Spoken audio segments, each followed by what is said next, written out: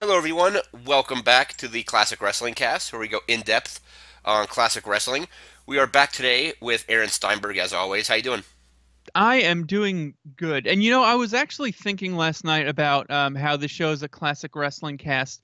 I've been watching a lot of 1996 Raws. I've been going through a lot of the old Raws, seeing Mankind's debut, The Rock's debut, the creation of Stone Cold Steve Austin. And I'll tell you, a lot of the things that people complain about from the modern era of wrestling from today, and they say, "Man, I wish we could go back to the old days." Like that stuff is still there. It's just a different flavor of the same garbage. Yeah, I mean, like there was times in like the Attitude Era where like some matches were just. I think the wrestling now is probably like as far as like the actual like physical like sport aspect of it is actually probably better than it was back then. Yeah, I mean, well, it's For the most different. part, I mean, there's like some wrestlers like Stone Cold and The Rock, even though they're not doing like AJ Styles level of like flippy stuff or anything like that, still put on some pretty good matches. Yeah, I think your guys like Triple H, Stone Cold, The Rock, what they lacked in athleticism and flashy wrestling, they made up for in psychology and storytelling. So it's I feel like sometimes it's kind of unfair to compare the two because they're different styles of wrestling, I think, but there's a lot of just real. Donald Trump is just the vessel of the time lost soul of 1996 Jerry Lawler, because that guy was about as racist and sexist as you can get, and it's just hilarious. The stuff that you could get away with saying on uh, television in 1996 versus the PR nightmare that a lot of that stuff would be now. Yeah, especially like, calling in and saying like I don't think you should do this or that. Yeah. But I But remember anyways, watching I remember watching some of that stuff and it was just like some of it was kind of cheesy, but it was still fun to watch occasionally. yeah. Yeah. I mean, it still is. Me and my wife, we love going back and talk about the Elimination Chamber, Mike. We would be remiss if we did not talk about the Royal Rumble just a little bit and kind of what we thought about it, because I'll be honest, the Royal Rumble is one of the best pay-per-views I think the WWE has put on. This year because of well, like we talked about on the prediction show how it was or Daniel Yeah. Bryan, but as soon as he got eliminated, we knew it was Roman Reigns. And last year, Who number 30 could be?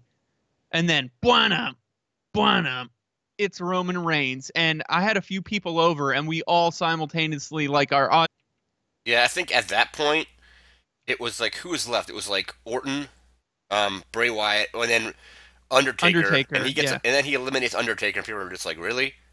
Yeah, I got to think that that's the start of a slow burn heel turn, right? Right? I mean, it's Maybe. got to be. I just I don't know how I mean I was kind of okay with Brock Lesnar beating Undertaker at WrestleMania. Like after I thought about it for a while, but I don't. If they go with Undertaker and Roman Reigns, hopefully it's the Undertaker winning. Yeah, or it could be Undertaker's retirement match. Roman retires him, and at that point, you're solidified as like the heel of the century. I mean, that's a good way to get him to have heel. I mean, he's already got it, so that'll just make it. Yeah. That'll just like solidify it. Because I think they have to do a Shield reunion at some point. So if he's going to be like a full blown heel, I don't know how fans are going to be receptive of that, even if he's in the Shield again. Yeah, I don't know. But the thing I didn't like was so when Randy Orton won the match, we were just I think everybody was more happy that it wasn't Roman or Orton that won, it was Roman Reigns that lost. Yeah, at least for me personally, I wasn't cheering for Randy Orton. I was cheering for not Roman Reigns. Yeah, because at Um, this point it looks like it depends on how Elimination Chamber goes, but it's going to be Orton and Cena if Cena wins. We'll get to that match later. But if yeah, Cena wins, it'll be Orton and Cena for like the millionth time. yeah. And speaking of John Cena, he won his 16th World Heavyweight Championship against AJ Styles in what I believe to be in years. That to me was a 5-star match, early contender for match of the year. And what I thought was so interesting, chair pyramid spot, and it was a lot of fun. But AJ Styles and John Cena, if you notice, they did not leave the ring at all. Never, not once. So I think just that match was one for the ages, and I'm glad John Cena won. I think that you can have because, and we'll talk about this going into Elimination Chamber, but um, yeah, But so kind of knowing that ahead of time, I mean, I wouldn't say I knew it ahead of time because we produced the thing that the guy was reading to me. He's like, "Does this lead to a double turn?" And I was like, "I don't really know. I guess he's kind of arrogant, but I mean, yeah. Well, AJ Styles that's the is only heelish thing he's done really. I mean, he attacked Cena over the summer, but that's kind of that was a while ago. Yeah, AJ Styles is kind of like the inverse of Roman Reigns. He's booked as a heel, but everybody cheers him, whereas Roman is booked like a face, but everybody boos him. So he's kind of the special case where the fans are not really receiving him as they're supposed to, unless he does something, you know, like chair up a face where, it's meant to get heel heat. But most of the time, people cheer him. But AJ Styles, you mentioned heel or face. I think when he becomes a bona fide face, I think he will have a face run unlike anything we've seen in a while, as far as being a pure baby face that everybody loves. I think that will happen. It's just a matter of time. Um, we kind of talked about the winner of the Royal Rumble. Randy Orton won the Rumble. To me, that was okay, just not very interesting because, well, we'll talk about it, but the options for where WrestleMania goes coming out of Elimination Chamber, there's not really a ton of options. But I guess with that being said, we'll say the Royal Rumble was pretty awesome, but let's Yep. move into the Elimination Chamber. Yep. So we'll probably start from the bottom and go up on our list here. But yeah, I really like the Rumble. It's always one of my favorites, just because I wish there was maybe a few more surprise entrants, but some of the spots were funny. Like I was just like, "What's Jack Gallagher doing here, and why does he have an umbrella?" I thought Yeah, that was funny. That was kind of cool. All yeah, right, so we're gonna start here with Luke Harper versus Randy Orton. So they have issues going back a while, I think. Not sure how long, but at um, Royal Rumble, Bray Wyatt was trying to keep them apart. He was like pushing them aside, and then they just started going at it and hitting each other anyway. yeah. Pretty much since Randy Orton joined the Wyatt family, Luke and Randy have been butting heads, but it wasn't until a few weeks ago that they actually, came to blows, if you will. Um, Here's the thing. I'm interested to see what they do with Luke Harper because Luke Harper is very, very. Um, I would put Luke Harper on a similar level as Cesaro as far as his in-ring ability. He's really good. He just doesn't get a chance to show it that often. But when he does, the things he does in the ring are fantastic. I think about the ladder match he had with I think it was what was it, Dolph. Dolph Ziggler. Know that Randy Orton is main eventing WrestleMania, regardless of who has the belt. So, does he win here? Or is it pretty much safe to say that, like, well, he doesn't need the win here because he's main eventing WrestleMania, so we let Luke Harper go over and kind of build him? And Because, also, isn't Randy Orton? Or no, Randy Orton's not in the Elimination Chamber. But I could see it going either way. Because like maybe they want to have Orton look strong for his match at WrestleMania, or like they could say, well, he's already in it, so let's just give it to Harper. So yeah, I suppose WWE could either like keep him strong. yeah, I think that it would be, I would rather see Harper get it, to be honest. But yeah, same here, because I feel like having you separated Luke Harper from the Wyatt, so now he's kind of on his own. Um, so you got to do something with him. You got to strike while the iron is hot.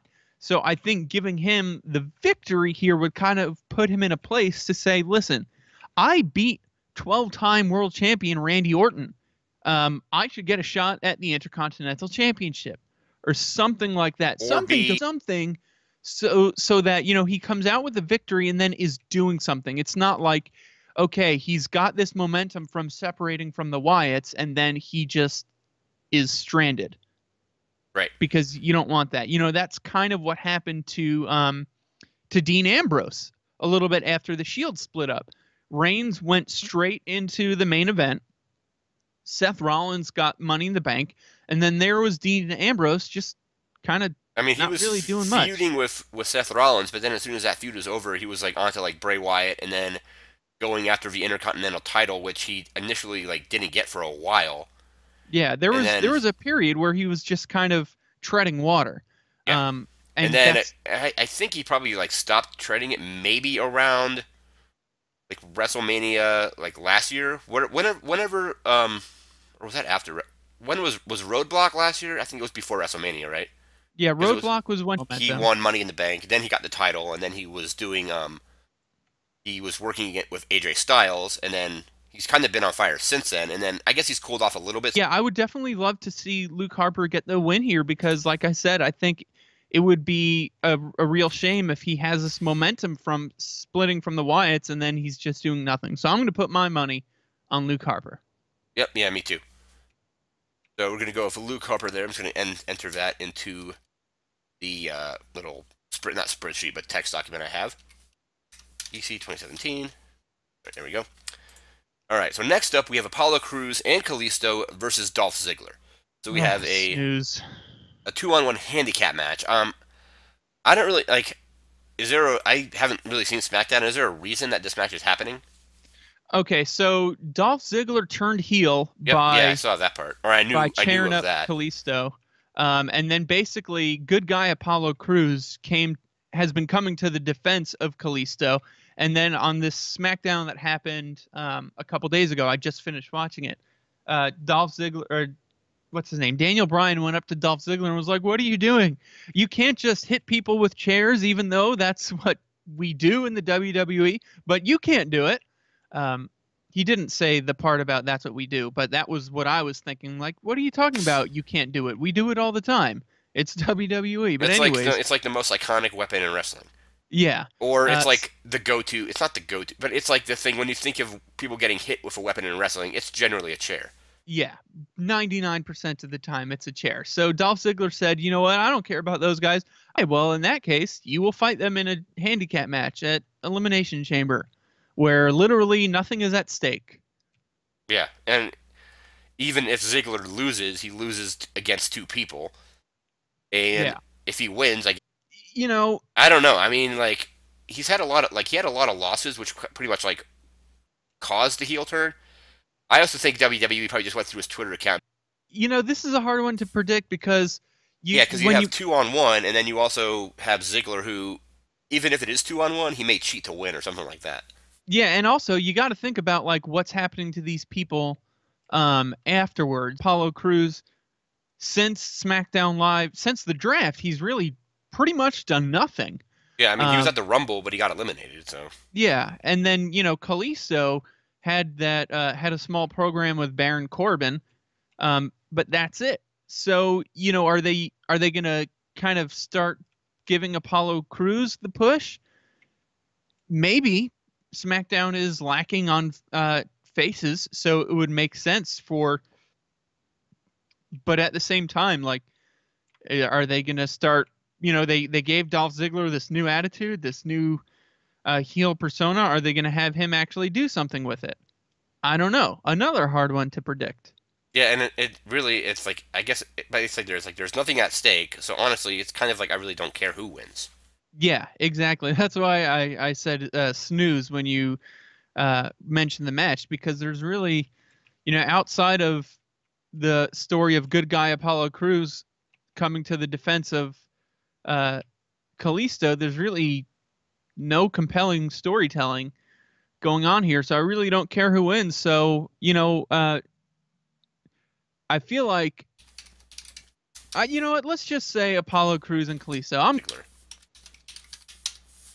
All right, so moving on to our next match, we have Becky Lynch versus Mickie James. So Mickie James um, came back at NXT to fight Asuka, lost, and then she got unmasked, and then she wrestled in the 6-woman tag match at Royal Rumble, and now she's fighting Becky Lynch. So So this is a hard one to predict too because Becky Lynch is well. I mean, the faces won the 6-woman tag match. I think we predicted the heels would win, but yeah, I think that was like one of the only ones we got wrong. And then of course the Rumble, because you really can't predict that this year. It was harder to predict. But I don't really know who would win against Becky Lynch or Mickey James. Well, I see it like this. First of all, I don't know if you've seen any of the promos that Mickey James has been cutting, but they were really good. She's a really good heel, Yeah, I think except I've that seen I think I've like seen a couple where she was like, you talk about this women's revolution. I like started it or was part of it like 10 years ago or whatever it would have yeah, been. they're really good. The funny thing is though, she kind of says every word the same and draws it out. She's like, I started this women's, and she says everything like that. So her delivery is a little funky, but overall, I think she's been doing a great job of getting some heel heat and really. Now, the thing about Becky Lynch, and we've said this multiple times on this show concerning underdogs, underdogs only work like that type of character only works when you lose. So I think Becky is about as much of a, like a lovable underdog as you can get. So I see her taking the loss here, and just kind of, starting to claw, getting pushed down so she can claw her way back up to put over the young talent, as it were. You got to give them some credibility first, because if they come in and just start losing, The loss, it actually like means something. right? And I Because think, everything she's done in like Mickey James has done in the past is probably really not going to be, well, especially anything in TNA isn't going to really, WWE is not going to really like mention that 2000s or 2005 or 2006 or whatever that was, and things like that. But it's not really going to be enough to to like take like an instant loss and then all of a sudden have Becky Lynch be at the top. yeah. And remember, she said in her last promo, it's been 7 years since she was in the ring. So, on her previous run, as her credibility, I think she needs to get one or two wins under her belt, before she can really effectively think she really loses much by losing, because her character is the underdog and she looks better when she's fighting from the bottom. So I think she can take the loss and come out the win. This sets her up for saying, "Hey, I beat a former." The Becky Lynch and Sasha Banks dynamic from NXT, Yeah, where it was did more and more stuff on her own, and then kind of came out to challenge Sasha, and obviously WWE had to, because Becky Lynch was a heel then, so they obviously had to do it anyway. So I don't think they turned her heel, yeah, but we'll have to see. So we'll go with Mickey James on that one. yeah. I think it just makes more sense to have Mickey James went back up in the top in the same position that she was before, fighting for the championship. Well, we've already seen that, so like, where does that put the chess pieces? So I think it's just like there's more you can do with a Mickey James win here than with a Becky Lynch win.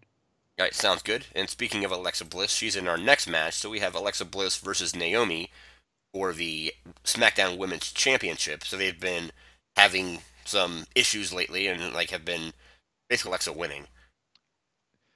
I don't Um, know. I mean, I agree. I think she will win, but I could see them having Naomi win the championship, because then if Naomi wins Becky Lynch and Naomi beats Alexa, you could then have a Naomi Mickey James feud. Um, yeah, because then you're not. are we going to get a multi-person match, or are we going to get a singles match? I think it's likely that we'll get a multi-person match, because we know at WrestleMania they like to feature everybody. They want, they want everyone to get their WrestleMania moment, as they like to call it. So I think, Yeah, they could throw they could throw all four of them into like. If they did that, you could still have, because it was the same way back to Sasha Banks, and we're still on the same team. And then as soon as Becky went for the pin, Sasha's like, "What the hell are you doing?" yeah, And then you could do that with Alexa and Mickey, like have Alexa hit Naomi or Becky with like a slam, and have Mickey James try to get the pin, and then Alexa's like, I mean, I don't want them to like copy the exact same spot, but they might do something like that, where all of a sudden it is every woman for themselves and not like a team against like two other people. yeah. So I don't know. I feel like Alexa Bliss is doing a very good job as champion at this point. Um, like she is such a great heel. Her facial expressions are always on point. She's really good on the microphone. She's okay. She's good in the ring. She's a good worker. I'm a rave girl who does dances with glowing pieces of clothes, and that's who I am. And that's okay to start with, but I would like to see more personality from her before she becomes champion. And also, I just want to say that it's interesting that basically Naomi and Becky Lynch have been teaming up and apparently are the best of friends now, which means that apparently the whole team bad thing never happened, because I quite vividly remember team only a few short months ago on WWE programming, but apparently that never happened. Yeah, or how. Well, I mean, I guess like teams like break up all the time, but then you have Sasha in there as well, who is like now like a face or like one of the faces. I like her more as a heel, but it's just weird, yeah, because it's like, okay, remember that whole team, that thing, yeah, that never happened. Yeah. So, but yeah, okay. And then we'll see what they do, because I think this is the last SmackDown match, or Tag Team Turmoil, as they're calling it. I think it's Turmoil, right? Yes, Or Tag whatever it Team is. But Turmoil. so we have American Alpha, so we have Jordan and Gable defending against Rhino and his against the Ascension and against the Vaudevillains. And out of all, how many teams is it? 6 teams? I think so. Out of these 6 teams, I only see 2 potential teams that might win. Either I think American Alpha retains or the Usos win. The other teams are like at this point. Thing though, they haven't even done much with American Alpha as champions. I don't know why the tag team division is like. When they won, I heard that they won, and that was like the for a while. So as as good as it usually is of a predictor to say like, yeah, well, they haven't done much with them lately, so who knows? Yeah, I think it's difficult to really use that as a predictor for this, because the whole tag team division has just been like a pot of cold soup. It's just been sitting there not doing anything. Yeah, when I went to the SmackDown show, they had Jordan and Gable were there, but they were on like the Superstars B show. And this was before they won the titles, because I think the titles were still being held by Rhino and Slater, because that was in October. And then the Wyatts and Orton won them, I think it was at Survivor Series, when they got those. And then American Alpha got them not too long after that. But I don't really know. I mean, how they're gonna. Yeah, I don't think the Vaudevillains are gonna win. I would be very surprised if the Fashango. Well, I mean, I like it, because during Halloween they were like, it was like good cop and bad cop. They did a skit where they couldn't remember like what role each one was supposed to play. Yeah. Or whatever that skit was. It was really funny though. What's interesting down, and the Fashion Police, Breezango, were on. You know how usually the faces, the side where their back is facing the camera. Yeah. Yeah, because you want to see like how the camera angle be able to focus on like when they make the hot tag, if there is one. Yeah, exactly. You don't want to have your people like looking at your back when you're trying to do that.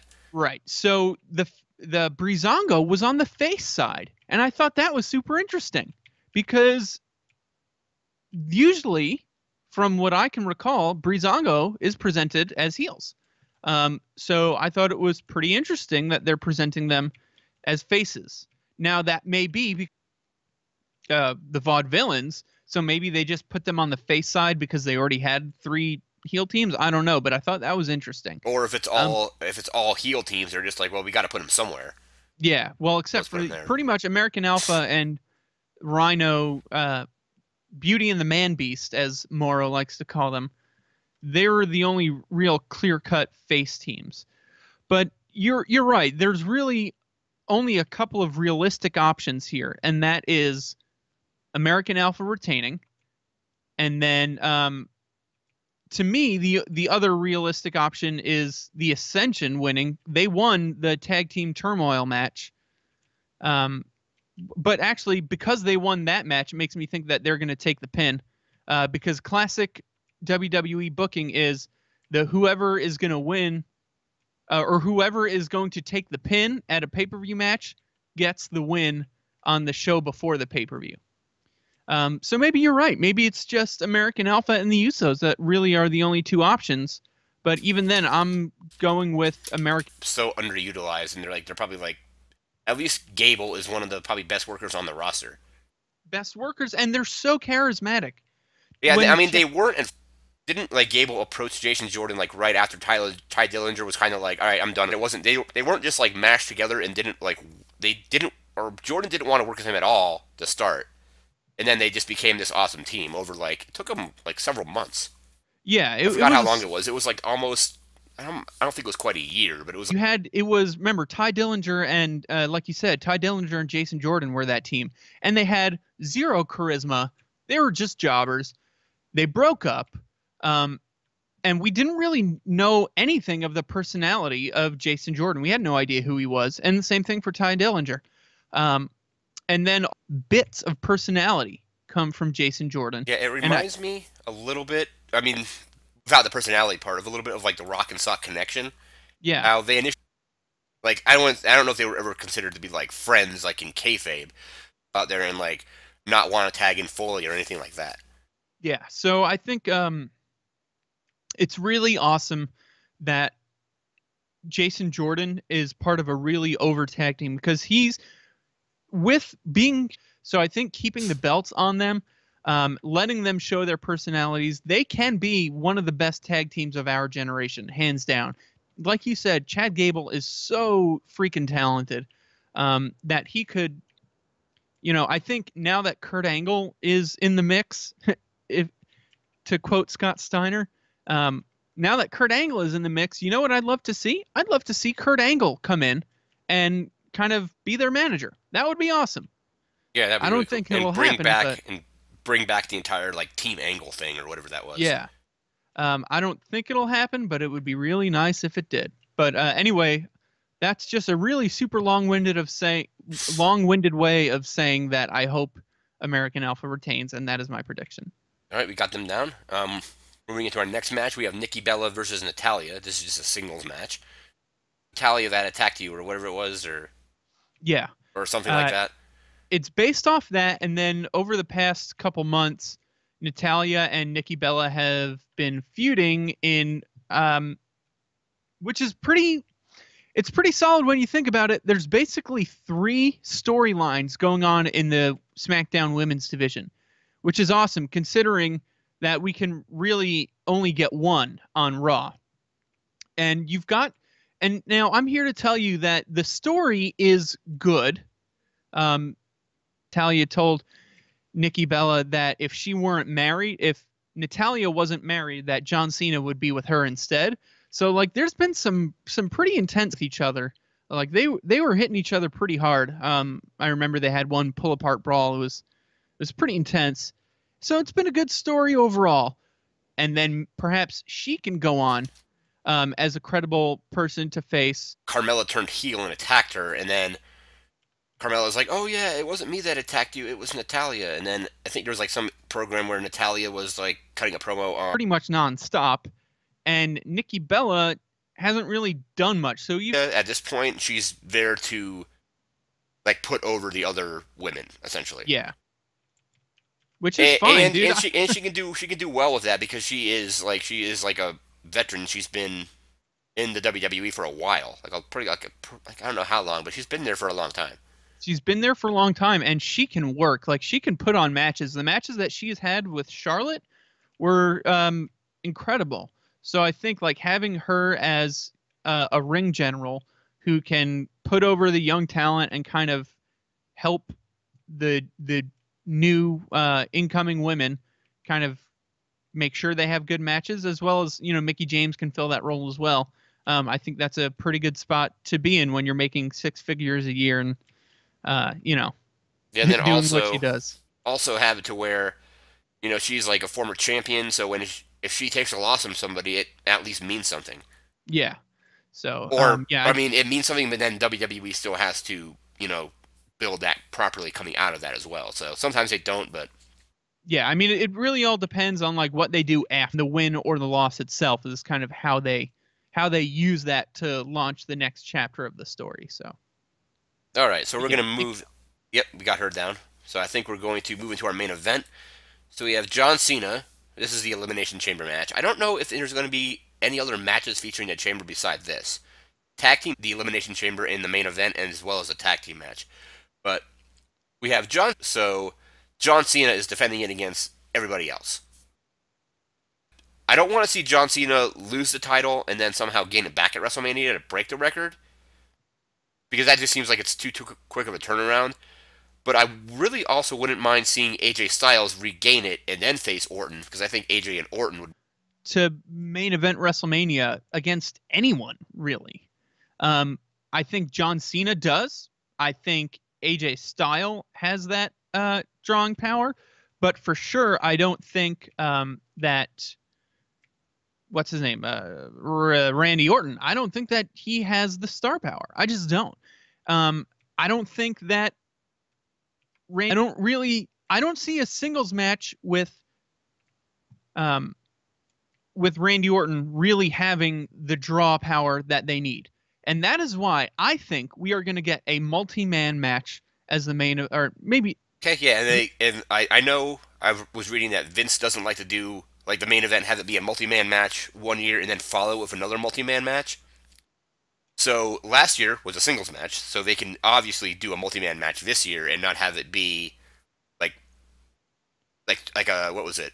Well, Yeah, it wouldn't be too 2015 was a singles match until Seth Rollins got involved and made it a multi-man match. So Yeah, that was booked as a singles match, but Yeah, I would still consider that more as a singles match because it was pretty much a singles match the whole time except for the last like couple minutes. Yeah. So that was a singles match that became a multi-man match. 2016 was a singles match, so they can do a multi-man match and not have it seem like it's being like a rehash. Be guaranteed to be in it. But the two other people I would like to see in it are Cena and Styles. Yes, for sure. I think that like a triple threat with Orton, Cena, and Styles, I think would. I just don't think Randy Orton has it, and that was my main.